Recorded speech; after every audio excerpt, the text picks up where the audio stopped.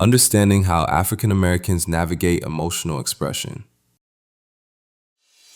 Human emotions are universal, but how freely people express them and to whom is shaped by culture, history, and lived experience. For African Americans, that shaping has a particular weight. Centuries of racism and oppression have made emotional expression not just a personal matter, but a protective and sometimes strategic one. Understanding how Black Americans navigate this reality is not only a matter of psychological interest, it has real implications for mental health, education, and family life. This is the territory explored by Dr. Deon Brown and his colleagues at the University of Houston, Virginia Commonwealth University, American Jewish University, and Michigan State University.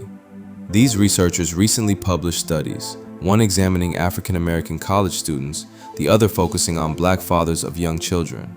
In one study, published in Affective Science, Brown's team surveyed 169 African American college students across 3 universities, a predominantly white institution, a historically Black college, and a relatively racially diverse campus.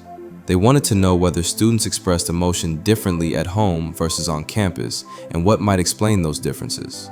4 distinct patterns emerged. Some students were consistently low in emotional expression everywhere. Others were warm and expressive at home, but notably closed off on campus. A third group of students expressed themselves freely across both settings.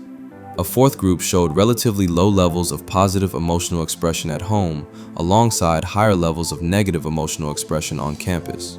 The type of university attended made no meaningful difference to which pattern students fell into. What did matter was their experience of racial discrimination on campus and the racial makeup of their friend group. Students who reported higher levels of discrimination were more likely to belong to the fourth group, characterized by lower family positive expression and higher campus negative expression, a pattern the researchers suggest may reflect a form of emotional adaptation to a hostile environment. Meanwhile, students who reported more Black people in their friend group were more likely to belong to the second group, warm and expressive at home, but not on campus, a pattern that researchers interpreted cautiously given the design of their study. Black college students learn how to express emotions in different situations based on lessons in the home. The team's next study explored how fathers influence Black youth's emotional lives from an early age. In the second study, published in the Journal of Black Psychology, Brown and his colleagues analyzed interviews with low-income African American fathers of toddlers about their own emotions and their approach to teaching their children about feelings. The fathers' responses were thoughtful, engaged, and emotionally self-aware. Many described a complicated relationship with anger, downplaying it outwardly while describing its intensity vividly. With sadness, they were more open, often framing it as a natural part of life. Most strikingly, their children were at the center of almost everything they said, shaping how these fathers managed, expressed, and made sense of their own emotional lives.